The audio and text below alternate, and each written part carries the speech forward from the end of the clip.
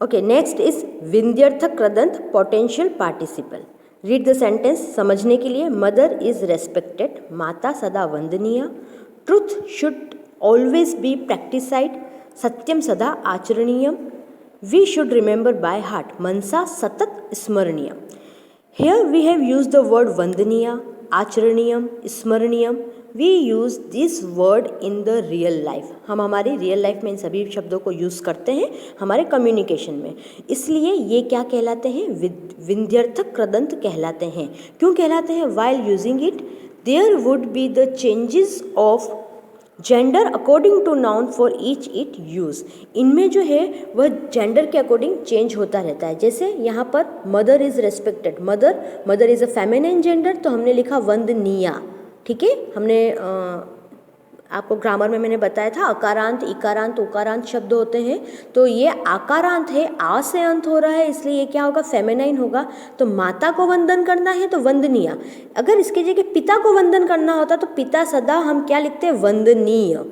ठीक है, वहाँ पर वंदनीय नहीं आता। वंदनीय इज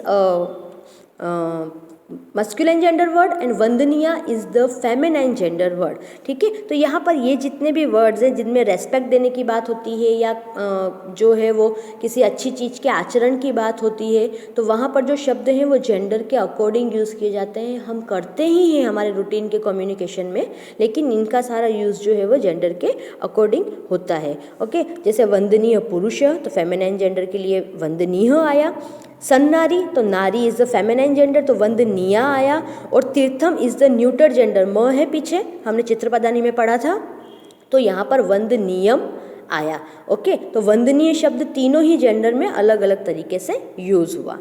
ना तो नेक्स्ट इज यस्तन भूतकाल। यस्तन भूतकाल का मतलब क्या होता है? इंग्लिश में टेंस पढ़े हैं, सिंपल इम्परफेक्ट पास्ट टेंस। ठीक है, ये पास्ट टेंस है, भूतकाल है। ठीक है, अब इसमें क्या होता है कि we should acquire the skill of presenting the details of past in real communication. ठीक है, जो हमारे पास्ट में हुआ है वो हम डिटेल में जो है हमारे कम्युनिकेशन में बताने के लिए यूज़ करते हैं। तो every language has its own way of past presentation. हर भाषा का अपने पास्ट को प्रेजेंट करने का क्या है? अपना एक तरीका है। जैसे इंग्लिश में भी होता है वैसा ही संस्कृत में भी है। तो in Sanskrit there are 3 types of past tense. यहाँ पर संस्कृत में पास्ट टेंस के भी 3 प्रकार है, अद्यतन भूतकाल, यस्तन भूतकाल एंड परोक्ष भूतकाल। अभी आपको इस चैप्टर में जो है वो कौन सा पढ़ना है? यस्तन भूतकाल। ये इसको प्रथम भूतकाल भी कहते हैं, मतलब सिंपल इनपरफेक्ट टेंस।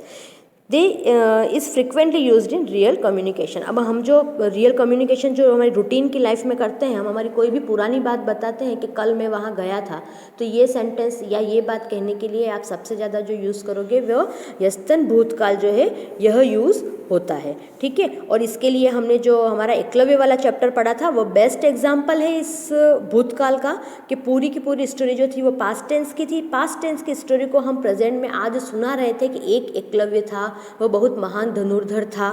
ठीक है, तो यहाँ पर जितने भी जो वर्ड यूज़ हुए हैं वो सभी यस्तन भूतकाल में हुए हैं। जैसे एकदा सह द्रोणाचार्यस्य समीपम अगच्छत अवदत च। ठीक है, पास्ट टेंस को पहचानने के लिए मैंने बताया था आपको कि जो रूट वर्ब के आगे अगर अ लगा हुआ होता है तो समझ जाओ कि सेंटेंस जो है वो क्या है? पास्ट टेंस में है।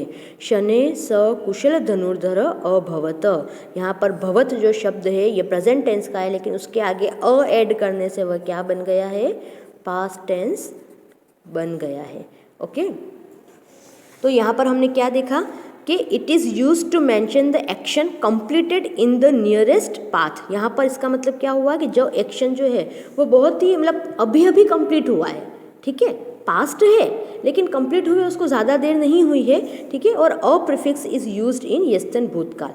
प्रीफिक्स मीन्स उपसर्ग जो शब्द के आगे लगता है, और सफिक्स मीन्स प्रत्यय जो शब्द के पीछे लगता है।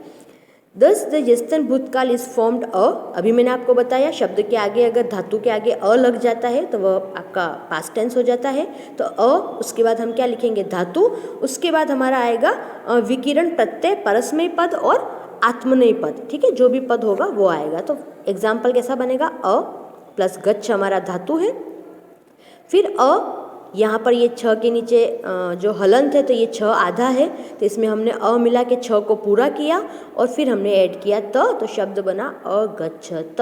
अगच्छत, ठीक है, अभवत, अवदत। ओके, यहाँ पर ये प्रिंटिंग मिस्टेक है, हलंत आएगा तभी यहाँ पर जो है आपका अ ऐड होगा। ओके,